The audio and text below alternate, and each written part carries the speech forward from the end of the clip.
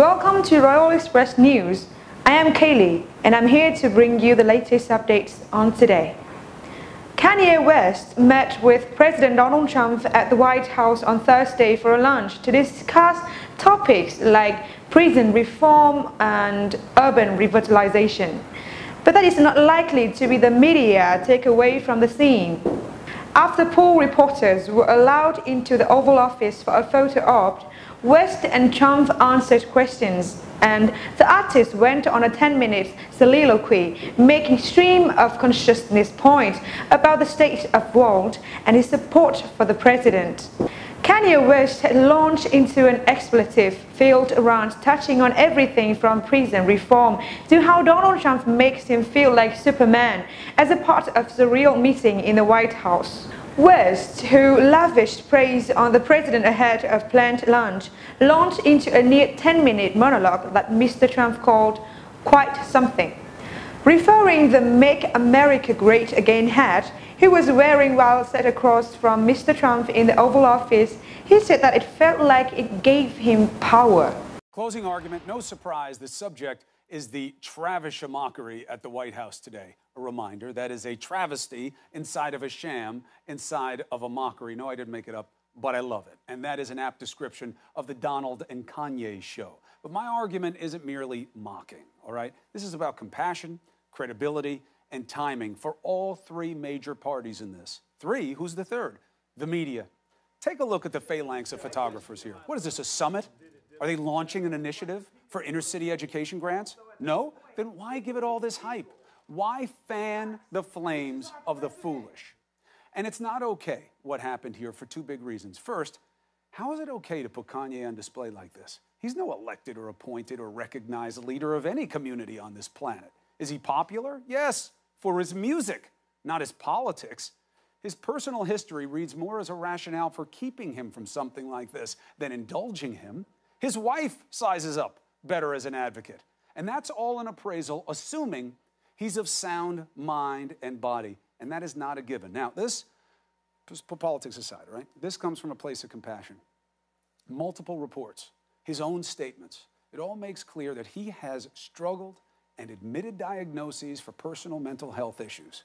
And while he raised legit issues of jobs and inner-city concerns, when you hear the disassociative ramblings of a man once prized for his intellect and education, there's something wrong there.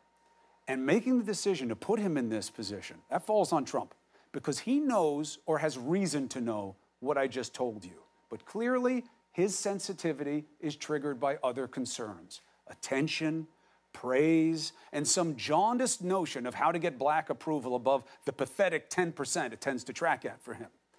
Now, I watched this, not marveling at what came out of Kanye's mouth. I told you what I think is going on with him, and I know that people are obsessing about it, and frankly, I don't think it's kind or it's warranted, given what I believe about him. So there's nothing new there.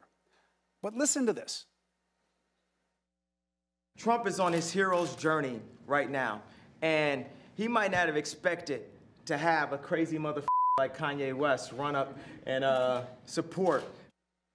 Jim Brown giving him the side eye. Can't believe he had to sit through that. My curiosity wasn't about what came out of Kanye's mouth. My wonder went to what was going on in Trump's head. Let's take a look at him. Here's my educated guess, okay?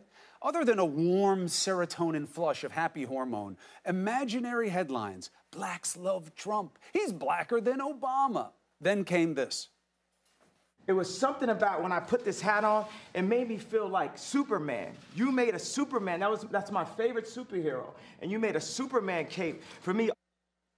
I certainly agree. This is a cartoonish situation. But look at Trump here yet again. Yeah, Superman, sure I am. I can do anything. I can save people.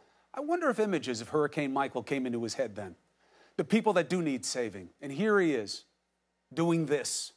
He was at a rally when the storm was going on in Pennsylvania. And now he's with Kanye West as people plod through the ruins of their former life. Do you remember the episode of Superman when he does that BS kiss-up session with Lex Luthor instead of saving people in trouble? Me either, because that's what a superhero does. They do what's right in the right moment. Did the thought even enter his mind about how those people would feel about this use of his time? And then the moment that probably mattered most. I love this guy right here. Let me give this guy a hug right here. I love this guy right here. Click, click, click, click, click, click, click, click. Unqualified and untethered adulation. Listen, I'm fine with the president getting praise when deserved. This is not that. This is manufactured, it's media motivated, it's a Travis mockery. And the timing alone tells the story of truly messed up priorities. The president does not need fake praise when we have real problems. You have 1 million without power in 6 states. You have communities in ruin. And Trump found a way to go lower than even his bounty bank shots that he shot in Puerto Rico. Thousands of people under his command are busting their asses to rescue and recover and feed and connect. And instead of faking praise for himself, why didn't he give those men and women and the thousands they're helping the real praise and attention they deserve? That's what a president does. Thank you, Chris Cuomo, for sharing. And with that, ladies and gentlemen, we have reached the duration of today's program. Thank you for watching.